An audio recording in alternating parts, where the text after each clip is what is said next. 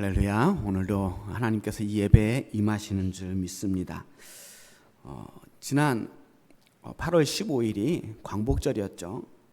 이 광복이라고 하는 말은 원래 광복구물, 광복구물이라는 말을 줄여서 부르는 말입니다. 옛 주권과 옛 영토를 회복한다는 뜻의 단어예요. 이 원래 중국 고전에도 나오는 말이지만 특별히 우리나라에서는 이 조선왕조 실록에 등장하는 단어입니다. 선조 때 임진왜란이 있었잖아요. 그때 나라를 완전히 거의 잃을 뻔했잖아요. 그때 망가진 종묘 사직을 다시 회복하고 주권을 회복하자 하는 의미로 이 광복구물이라는 단어를 썼습니다. 자, 이 대한민국이 왜 광복절을 만들게 되었을까? 그것은 먼저 대한민국이 1919년 이 3.1운동과 함께 수립된 대한민국 임시정부에서 역사가 시작된다는 것을 의미합니다. 3.1운동이 뭐예요? 태극기를 들고 길거리로 뛰쳐나와서 만세운동을 불렀던 것. 그런데 그 만세운동이 전부가 아니었거든요. 그때 함께 선포됐던 게 뭐냐면 기미독립선언문입니다. 우리 국어 시간에 아주 달달 외웠던 문장이에요. 5등은 자의 조선의 독립국임과 조선인임의 자주민임을 선언하노라. 자, 이 말이 우리는 이곳에서 우리 조선의 독립국임과 조선인의 자주민임을 선언한다라는 뜻입니다. 그렇게 우리나라의 주권을 공개적으로 선언한 거예요. 그리고 그 선언을 기반으로 임시정부가 세워졌습니다. 대한민국에는 나라가 그래서 1919년에 세워졌다는 거예요. 그러다가 일제에 의해서 그 나라가 완전히 빼앗겨버리고 주권이 없어졌던 것을 일제의 패망과 함께 다시 되찾았다. 원래 우리나라 대한민국이 있었지만 잃어버렸다가 다시 되찾은 날, 그날이 광복절이 되는 것입니다. 그래서 해마다 광복절이 되면 이 나라의 광복을 위해서 목숨 바쳐 싸웠던 순국 선현들을 기억하면서 태극기를 달고 여러 가지 기념 행사를 합니다. 근데 최근 들어서 우리나라의 이런 역사를 부정하는 사람들이 점점 목소리를 키워가고 있습니다. 그래도 일제시대를 통해서 우리나라가 근대화가 시작된 거다. 혹은 우리나라가 저열하고 수준이 낮아서 일제의 식민지가 된 거다. 안중근이나 김구 선생 같은 독립운동가들은 어떤 의미에서 테러리스트다. 우리가 계속해서 일본의 사과를 요구하는 것은 부당한 일이다 라고 하는 이런 말도 안 되는 주장들을 펼치는 사람들이 계속해서 목소리를 키워가고 있습니다. 그 사람들이 역사를 왜곡하는 것이 못 배워서 그런 게 아니에요. 다들 좋은 학교 나오고 좋은 교육 받았던 사람들입니다. 역사 지식은 있는데 역사 의식이 없어서 그래요. 지나간 역사를 배우기는 배웠는데 그 역사를 어떻게 해석해야 하는지에 대해서 제대로 배우지 못한 겁니다. 그러니까 역사 해석 능력이 부족한 거예요.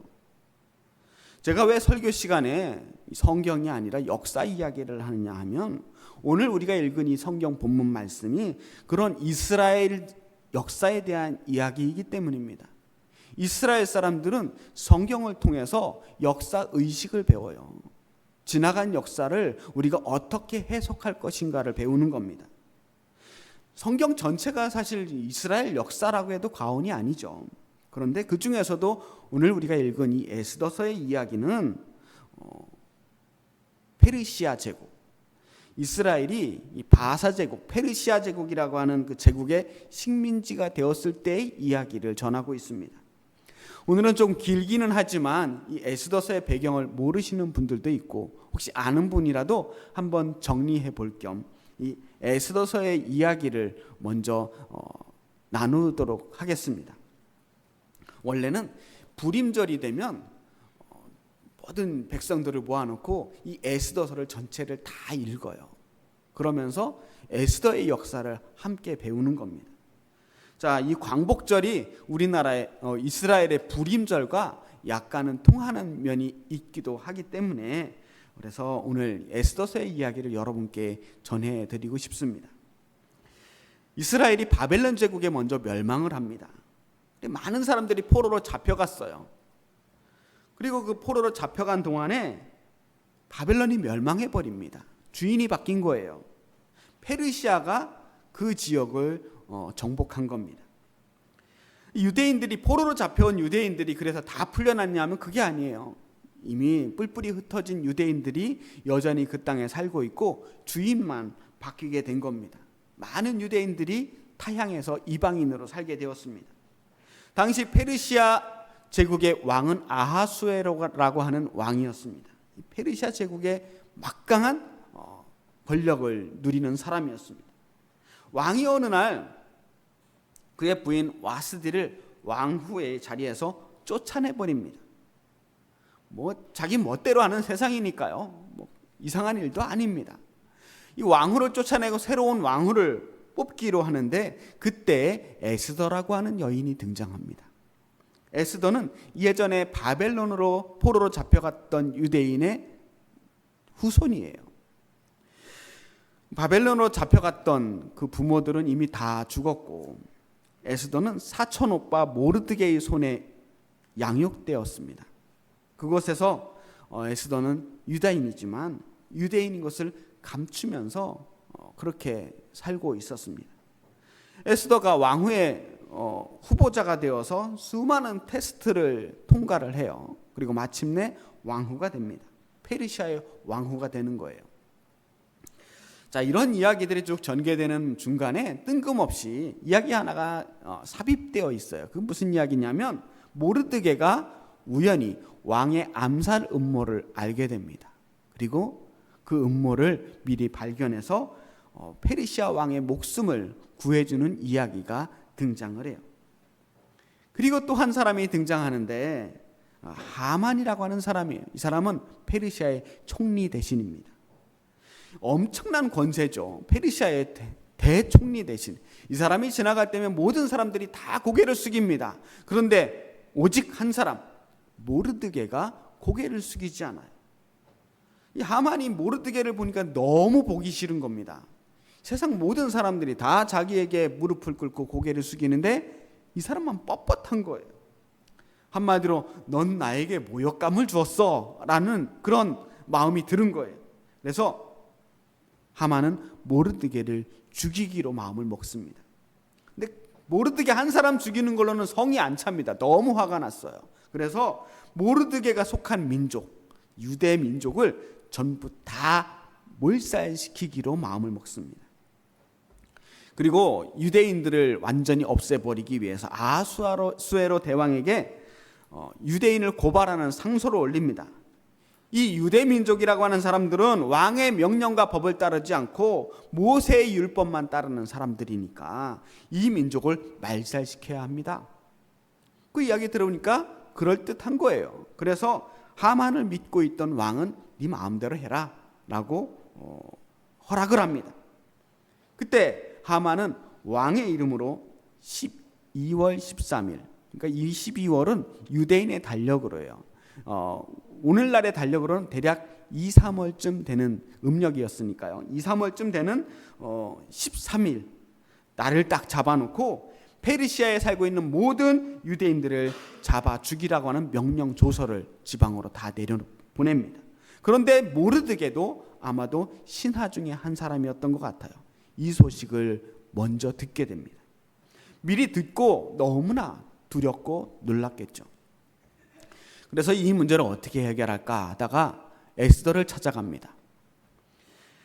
그래도 네가 왕후니까 이 문제를 왕과 좀 의논을 해봐라. 왕에게 잘 좀 말씀 좀 드려봐라 라고 말을 전했는데 사실 페르시아 시대에 이게 그렇게 쉬운 문제가 아니었던 겁니다.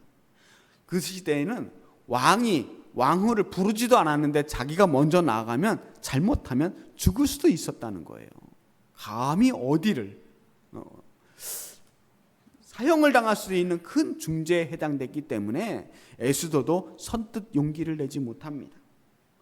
더군다나 이 왕비이긴 하지만 그 시대 페르시아 왕비가 한 명이 아니에요.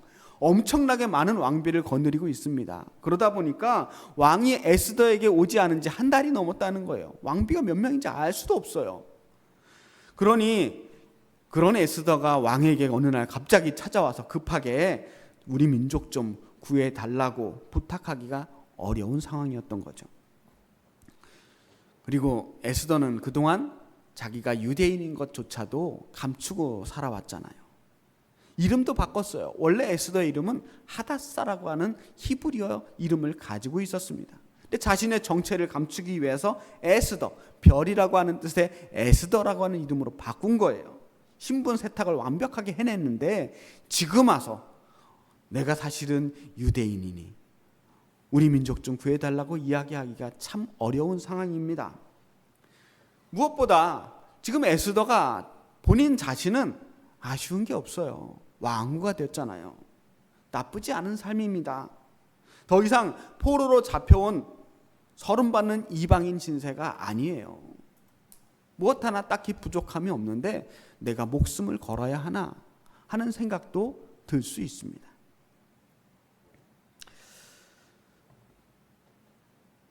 그때 모르드게가 에스더에게 이렇게 말을 합니다. 에스더서 4장 13절 14절 말씀이에요. 제가 읽어보겠습니다. 모르드게가 그를 시켜 에스더에게 회답하되 너는 왕궁에 있으니 모든 유다인 중에 홀로 목숨을 건지리라 생각하지 말라. 이때에 내가 만일 잠잠하여 말이 없으면 유다인은 다른 데로 말미암아 노임과 구원을 얻으려니와 너와 내 집은 멸망하리라. 내가 왕후의 자리를 얻은 것이 이때를 위함이 아닌지 누가 알겠느냐 하니. 자, 이 이야기를 듣고 에스더가 마음이 움직입니다. 그래서 에스더는 모르드게에게 모든 유대인들 다 모아놓고 3일만 금식 좀 해달라고 부탁을 해요. 그리고 자기가 가진 제일 예쁜 옷을 입고 왕에게 나아갑니다. 그때 말한 유명한 말이 있어요. 죽으면 죽으리라. 죽으면 죽으리라 하고 왕에게 나아갑니다. 그런데 그 모습이 얼마나 아름다운지 왕이 그 모습을 보고 홀딱 반합니다. 왕의 허락 없이 왕 앞에 나온 에스더를 처벌하기는커녕 너무 좋아서 너무 아름다워서 네 소원이면 무엇이든지 들어주겠다. 소원 말하기만 해. 내가 뭐든지 다 들어줄게. 그때 에스더가 내가 잔치를 조만간 열 테니 왕이 그때 하만 총리와 단 둘이서 내 잔치에 참여해 주십시오. 그때 내가 소원을 말하겠습니다. 라고 부탁을 합니다. 자, 이 이야기를 하만도 듣게 돼 얼마나 신이 납니까? 왕에게 완전히 특별 대접을 받는 거잖아요. 왕과 자기만 참여하는 파티에, 잔치에 자기가 초대된 거예요. 자, 기회가 잘 됐다. 그리고 왕을 만나면 내가 옛날에 나에게 절하지 않았던 그 모르드게도 장대에 매달아 죽게 해달라고 부탁을 좀 해야겠다 하고 장대, 길다란 장대까지 준비를 해놓습니다. 근데 그날 그 밤에 왕이 그날따라 잠이 오지 않아요. 잠이 안 와서 지나간 역사 기록물들을 쭉 읽어보는데 그곳에서 우연히 몇 년 전에 자신의 목숨을 구했던 모르드게라고 하는 사람의 이름을 발견합니다. 그래 신하에게 이 사람 내 목숨을 구했던 이 모르드게 어떻게 했느냐 했더니 아무런 조치가 없었다는 거예요. 아, 이거 처리해야 되겠구나 라고 생각합니다. 그리고 하만을 불러요. 하만에게 내가 만일 어떤 사람을 존귀하게 해주려면 어떤 상을 내려줘야 되겠느냐 묻습니다. 하만은 왕이 나에게 상을 주려고 그러는가 보다 라고 해서 그런 생각으로 이렇게 대답합니다. 그런 사람에게는 왕께서 입으시는 왕복을 입히시고 왕이 타시는 말에 태워서 마을 사람들 앞을 지나가게 하면서 백성들에게 이렇게 외치십시오. 왕이 존귀하게 여기는 사람은 이런 상을 받을 것이다 라고 크게 외치게 해달라는 겁니다. 사실 이게 다 하만이 받고 싶었던 상이었어요. 그런데 이 상을 하만이 아닌 모르드게에 내려줍니다. 심지어 왕이 존귀히 여기는 사람은 이런 상을 받을 것이다 외친 사람이 누구였냐면 하만이었어요. 정말 죽이고 싶은 사람은 오히려 높이는 역할을 하만이 맡게 된 거예요. 너무나 큰 모욕감, 실망감이 이제 정말 극에 달했을 때였습니다. 그때 왕은 하만을 데리고 에스더 왕후가 차린 그 잔치에 함께 참여합니다. 그리고 에스더 왕후에게 소원을 말해보라고 합니다. 그때 에스더가 이렇게 말해요. 임금님이 정말 저를 좋아하신다면 저와 제 민족을 살려주세요. 지금 제 민족이 누군가의 음모 때문에 멸망하게 되었습니다. 아니 그게 누구냐? 누가 그런 음모를 세웠느냐? 바로 하만입니다. 하만이 내 민족을 멸망시키려고 하고 있습니다. 왕이 너무나 화가 나고 하만에게 실망합니다. 그래서 즉시 벌떡 일어나서 왕궁 뒤뜰로 나가버려요. 그 사이에 다급해진 하만은 에스더가 앉은 그 의자를 붙들고 목숨을 구걸합니다. 제발 저 좀 살려주세요. 제 목숨 좀 살려주세요. 하만은 에스더가 유대인인지는 생각하지도 못했거든요. 모르드게 죽일 생각만 했지 에스더가 유대인일 줄은 상상하지도 못했는데 반전이 일어난 거예요. 그런데 그렇게 의자 붙들고 사정하던 바로 그 순간 하필이면 뒷뜰에 가 있던 왕이 돌아옵니다. 근데 그 모습을 보니까 오해하기 딱 좋은 포즈로 있었던 거예요. 이 왕비를 붙들고 늘어지는 모습을 보면서 이 하만이 왕비를 욕보이고 있구나, 욕보이려고 하고 있구나 라고 오해를 합니다. 그리고 하만은 모르드게를 잡아 죽여서 매달려고 했던 그 장대 위에 매달려 죽게 됩니다. 그리고 모르드게가 하만을 대신해서 총리 대신의 자리에 올라요. 이제 페르시아 제국에서 그 누구도 유대 민족을 함부로 할 수 없게 되었습니다. 그 아달월, 아까 말했던 2, 3월 13일 그 하루 동안 죽이려고 했던 그 날 동안 유대인들은 자신을 죽이려고 했던 그 모든 세력들, 자신의 원수들에게 원수 갚을 수 있는 기회를 줍니다. 하루 동안 너 죽이려고 했던 사람들 다 해치워도 내가 처벌하지 않겠다. 그렇게 복수의 날이 선포됩니다. 그리고 유대인들은 그 다음 날 14일, 15일 이틀을 불임절로 지키게 돼요. 이틀 동안 지키는 이 불임절, 왜 하필이면 불임절이냐? 이 불임절은 한자 말이 아니에요. 푸림이라고 하는 말에서 나온 말이에요. 불임은 원래 제비를 뽑다라고 하는 말에서 나온 건데, 하만이 이스라엘 민족을 멸망시키려고 할 때 그 날을 잡거든요.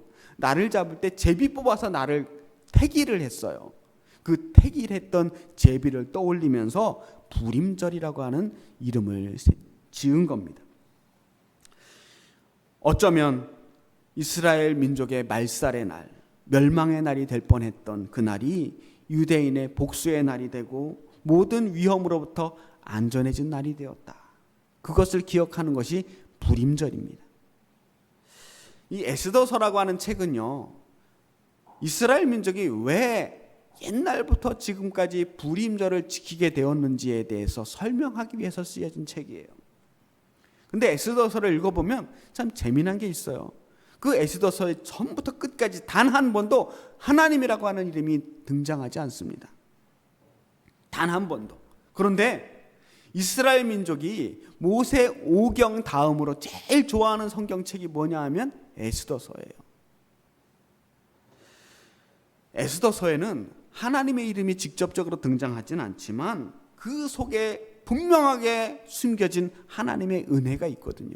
이스라엘을 향한 특별한 사랑이 숨어 있는 겁니다. 하나님을 향한 모르드게의 그 특별한 믿음이 모르드게의 그 모든 행동을 통해 숨어 있고요. 죽으면 죽으리라 하고 왕 앞에 나아갔던 그 에스더의 용기와 결심 속에도 숨어 있습니다. 또한 하나님께서는 이스라엘 백성들이 모든 사람들이 한 마음으로 3일 동안 금식하며 기도할 때 그곳에도 숨어 계셨고요. 하필이면 왕이 갑작스럽게 역사 자료를 읽고 싶은 충동이 일어나게 하는 그 순간에도 하나님이 계셨던 겁니다. 하만은 그날 이스라엘을 죽이려고 제비를 뽑았겠지만 하필이면 그날을 뽑게 하신 것도 하나님의 계획 안에 있었던 일이었다고 볼 수 있어요.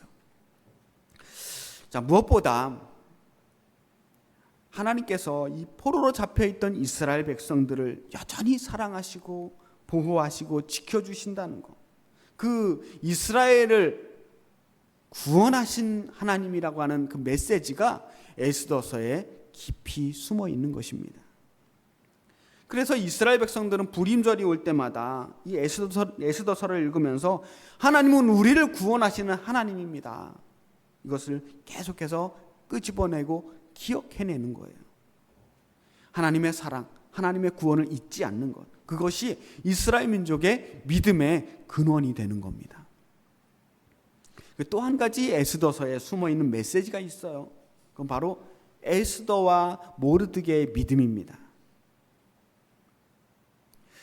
역사 속에 숨어서 일하고 계시는 하나님의 섭리가 민족적인 차원에서의 고백이라고 한다면, 모르드게와 에스더의 그 믿음, 개인적인 결단은 한 사람 한 사람이 하나님의 부르심에, 하나님의 사명에 어떻게 응답해야 하는지에 대해서 말씀하고 있습니다. 모르드게는 믿음이 굉장히 든든한 사람이에요. 하나님께서 틀림없이 이스라엘 민족을 구원하실 것을 믿고 있었습니다. 그런데 그 믿음은 믿음이고, 그렇다면 나는 지금 무엇을 해야 할 것인가, 이 민족의 위기 앞에서 무엇을 해야 할 것인가에 대해서 생각합니다. 그리고 그때 에스더를 떠올려요. 에스더라면 지금 뭘 할 수 있을지도 모르겠다. 하나님께서 이 에스더를 왕으로 세우신 데에는 특별한 계획이 있을 것이다. 하나님의 뜻이 계실 것이다. 그 믿음으로 에스더를 찾아간 거예요. 그런데 그때 에스더, 너 아니면 안 된다, 너 아니면 큰일 난다가 아니었습니다. 모르드게의 믿음 속에는 에스더가 분명히 그러한 사명을 가지고 있는 것 같긴 하지만, 에스더가 아니더라도 하나님께서는 틀림없이 이스라엘 민족을 구원하실 거다라는 믿음이 있었어요. 하나님에 대한 신뢰가 있었던 겁니다. 그런데 왕후가 된 에스더에게 이러한 사명이 있지 않을까. 그리고 그 에스더에게 그 이야기를 건넵니다. 자, 에스더의 믿음도 놀라운 믿음이에요. 사실 에스더는 안 해도 되는 위험을 무릅써야 했습니다. 무섭고 겁이 나는 게 당연하죠. 지금 내가 왜 이 일을 해야 하는가에 대해서 스스로 답을 내려야 합니다. 그런데 모르드게의 말처럼 만약 에스더가 나 혼자 살겠다고 이 부름을, 이 사명을 거부한다면, 그건 하나님이 나에게 맡겨주신 그 사명을 내가 거절하는 것이 아닌가. 만약 에스더가 거부하더라도 어떻게든 하나님께서는 일하시겠지만, 그렇다면 에스더가 할 일은 없어요. 에스더의 역할이 이스라엘의 이 위대한 순간에 사라져버리는 거예요. 하나님의 구원의 역사에서 에스더의 이름이 빠지는 겁니다. 결과적으로 에스더는 그때 결단합니다. 지금 내가 할 수 있는 일을 해야겠다. 죽으면 죽으리라. 죽을 때 죽더라도 지금 내가 할 수 있는 일들을 해보자는 거예요. 그리고 용감하게 왕 앞에 나섭니다. 그리고 에스더를 통해서 일하시는 하나님의 놀라운 역사를 직접 경험하게 되었습니다. 부림절의 그 역사 속에 영원히 기억되는 그 멋진 이름, 에스더라고 하는 이름을 갖게 된, 멋진 인생을 살게 된 사람이 되었어요. 저는 지난주 광복절, 우리나라의 이 광복절을 바라보면서 부림절의 풍경이 계속해서 떠올랐습니다. 겹쳐 보였어요.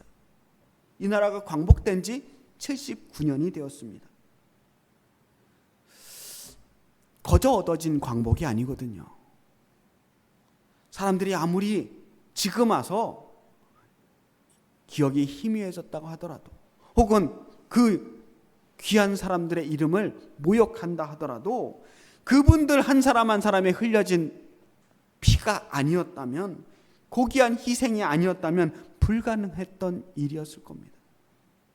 독립을 위해 애쓴 수많은 사람들이 있었어요. 어쩌면 그분들도 그냥 가만히 있었으면 아무 문제 없이, 조금은 힘들고 조금은 어려웠겠지만 목숨까지 잃을 일은 없었고, 옥살이를 할 필요도 없었고, 고문을 당할 일도 없었을 겁니다. 그냥 그럭저럭 무난한 인생을 살다가 남들처럼 살다 갔을 거예요. 그런데 그 사람들이 독립을 위해 목숨을 바쳤어요. 그 중에 몇몇 사람들이 다른 선택을 했다고 해서 이 나라의 독립이 영원히 불가능했으리라고 생각하지는 않습니다. 그들도 알았을 거예요. 내가 지금 내 한 목숨 희생한다고 해서 세상이 당장 바뀌고 당장 나라의 주권을 되찾을 수 없을 거라는 걸 그들도 알았어요. 우리가 알고 있는 이름난 독립투사들 외에도 얼마나 많은 사람들이 독립을 위해 싸우다가 목숨을 잃었습니까? 그 한 사람 한 사람의 죽음을 생각하면 때로는 허무하기도 하고 아깝기도 해요. 그 독립투사들의 후손들이 여전히 어려운 삶을 살아가는 모습을 보면 더욱 그렇습니다. 그 중에는 제대로 싸워보지도 못하고 계획을 세우다가 죽은 사람들도 있어요. 허무하죠.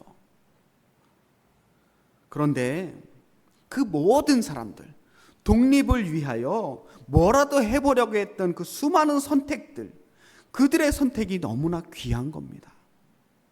내가 아니더라도 광복은 언젠가 오고야 말겠지만, 그러나 오늘 나에게 맡겨준 이 사명, 내가 할 수 있는 뭐라도, 조국 독립을 위해서 뭐라도 내 사명 하나는 감당해보자. 그러한 결단들이 마침내 조국의 독립, 광복을 만들어낸 거예요. 그런 선택들이 모인 겁니다. 그 역사의 물줄기를 인도하시는 하나님께서 그 한 사람 한 사람의 선택들을 통해서 이 땅에 하나님 나라의 구원을 이루어 가시는 것입니다. 저는 지금 단순히 우리나라의 광복과 독립에 대해서만 말씀드리려고 하는 것이 아닙니다. 과연 사명이란 무엇인가?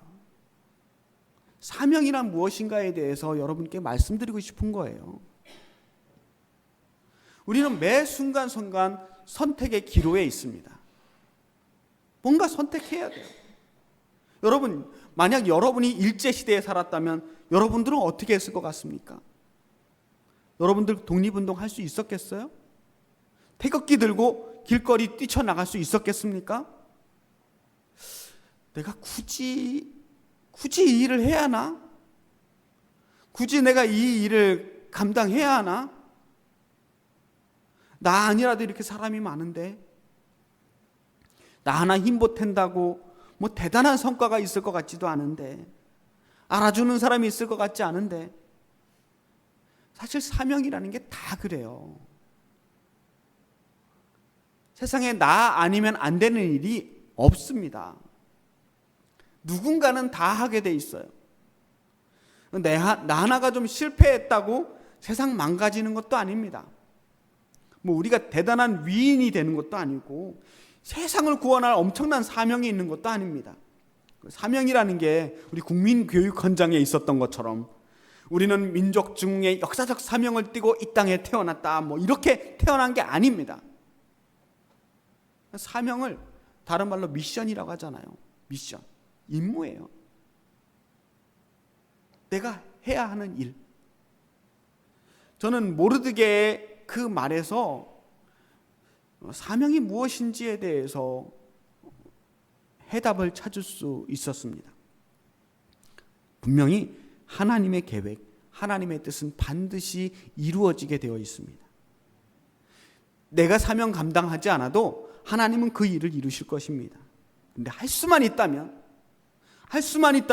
지금 나에게 맡겨준 그 사명을 내가 감당하는 것입니다. 항상 큰 결단과 큰 사명 앞에만 우리가 결단해야 되는 것은 아닙니다. 언제나 우리 앞에 대단한 일만 있는 게 아니거든요. 사실은 대부분은 아주 사소하고 조그마한 일들입니다. 그러한 결단들이 있어요. 별것 아닌 것 같은데, 이거 내가 해야 될 것 같은데, 이거 오늘 내가 해내야 할 것 같은데 라고 하는 그 작은 일들에 충실하는 데서 결단들이 시작되는 겁니다. 내 앞에 지금 보이는 그 작은 일, 작은 사명 앞에서도 피하지 않고 숨지 않고 못 본 척하지 않고 당당하게 나서는 태도, 그 사명을 대하는 태도, 그런 태도를 가진 사람들은 나중에 큰 일, 큰 결단, 큰 사명 앞에서도 결단할 수 있는 거예요. 내가 아니더라도 광복은 오겠지만 나는 오늘 내가 할 수 있는 일, 요거 하나만 해놓고 가자. 그 마음이 있는 거예요. 내가 아니더라도 이 땅에 하나님의 나라는 오겠지만 오늘 내가 그 나라를 위해 할 수 있는 아주 작은 일이라도 그거 하나 해놓고 간다면 내 인생 헛되지 않겠다. 내가 이 땅에 온 밥값은 하고 가는 거다. 그 마음이 있어야 되는 거예요. 그럼 뭐가 도대체 사명인가? 내가 안 해도 되는 일이지만 지금 내가 그 일이 보였다면, 누군가는 해야 하는 일이지만 지금 내가 그 일을 할 수 있는 것처럼 느껴졌다면 그게 내 사명입니다. 왜 하필 그 일이 지금 하필이면 나에게 보일까? 왜 하필이면 그 많고 많은 사람들 중에 내 앞에 그 일이 딱 벌어져서 내 마음을 갈등하게 만들까?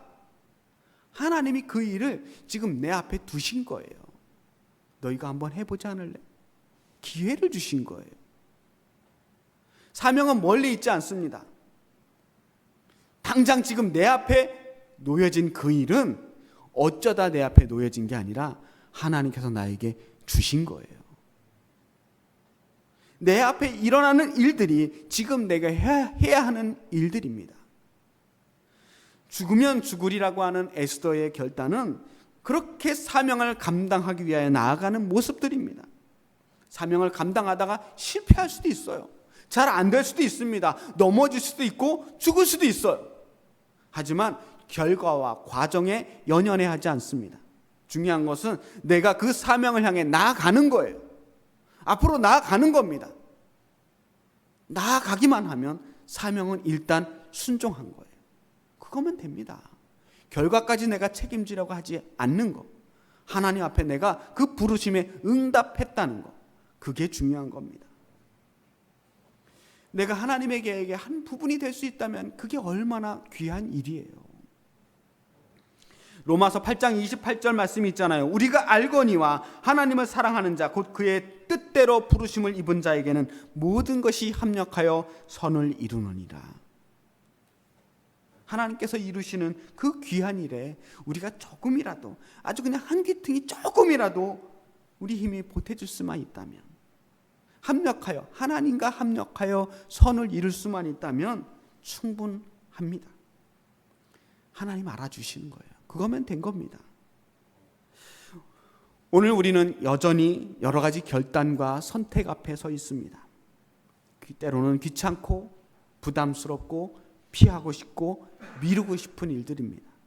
그럴 때마다 에스더의 말을 떠올려 보시기 바랍니다. 죽으면 죽으리라. 안 되면 어떻고? 성공하면 더 좋지만 실패하면 또 어떻습니까? 죽으면 죽으리라. 그 단호한 각오와 함께 앞으로 나서는 그 한 걸음으로 불임절의 역사가 일어났음을 기억하시기 바랍니다. 언제나 하나님 편에서, 언제나 하나님을 향한 방향으로, 정의를 위한 방향으로, 사랑을 위한 방향으로 그렇게 한 걸음씩 내 앞에 있는 사명에 순종하며 나아가는 그러한 엘림교회 성도님들이 되시길 바랍니다. 그 한 걸음을 통해서 하나님께서 마침내 하나님의 뜻을, 하나님의 나라를 이 땅에 이루어내실 줄 믿습니다. 기도하겠습니다. 하나님, 우리는 하나님 앞에 늘 부족하고 연약합니다. 우리가 할 수 있는 일들은 지극히 미약합니다. 그러나 지금 내가 할 수 있는 일, 이 작은 힘으로 지금 내가 감당할 수 있는 일들에 순종하게 하여 주옵소서. 지금 내 앞에 있는 그 일이 우리에게 주신 사명임을 깨닫고 기쁨으로 그 사명을 감당할 수 있도록 도와주시옵소서. 예수 그리스도의 이름으로 간절히 기도하였습니다. 아멘.